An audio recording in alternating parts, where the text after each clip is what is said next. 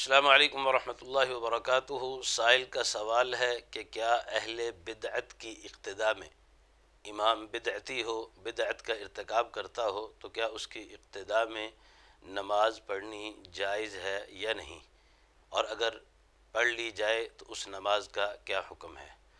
بسم اللہ والصلاۃ والسلام علی رسول اللہ۔ اس میں کوئی شک نہیں ہے،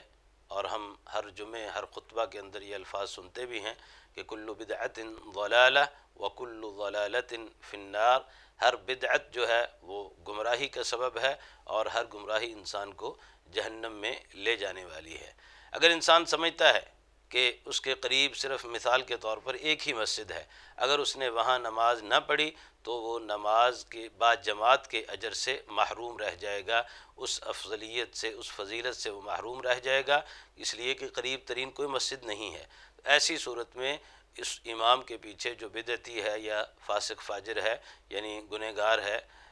یا گناہ کا ارتکاب کرتا ہے اور اس کو علم بھی ہے، اس کے باوجود وہ اس سے باز نہیں آتا، پہلی بات تو یہ ہے کہ جا کے اسے تلقین کی جائے، اسے واعظ و نصیحت کی جائے، امام صاحب کو سمجھایا جائے کہ آپ یہ فلاں کام جو ہے یہ معاصی کا کرتے ہیں، گناہ کا کرتے ہیں، یا فلاں آپ بدعت کا ارتکاب کرتے ہیں جو نبی صلی اللہ علیہ وسلم کی سنت سے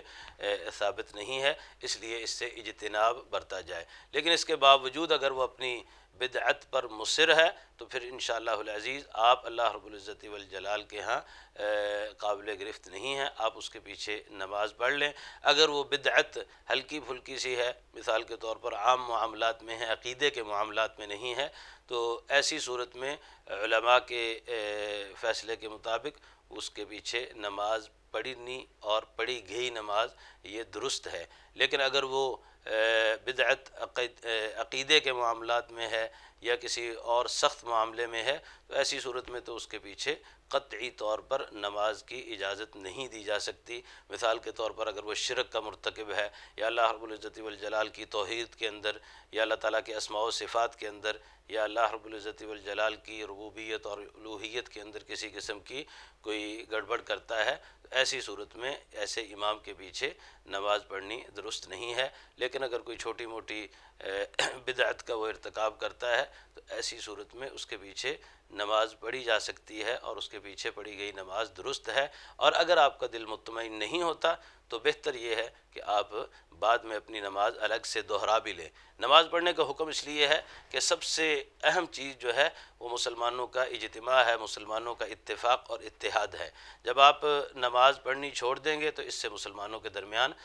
تفرقہ پیدا ہوگا، اور بھی یقیناً کچھ لوگ آپ کو دیکھ کر اس امام سے کنارہ کرنے کی کوشش کریں گے، اور نتیجتاً مسجد کے اندر یا علاقے کے اندر دو جماعتیں بن جائیں گی، مسلمانوں کے اندر تفریق پیدا ہو جائے گی۔ یہ بات درست نہیں ہے۔ اس لیے اگر امام فاسق فاجر ہے، امام گنہگار ہے، اور بدعت کا ارتکاب کرتا ہے، اور اس کی بدعت شنیع نہیں ہے، قوی نہیں ہے، بہت زیادہ سخت نہیں ہے، ایسی صورت میں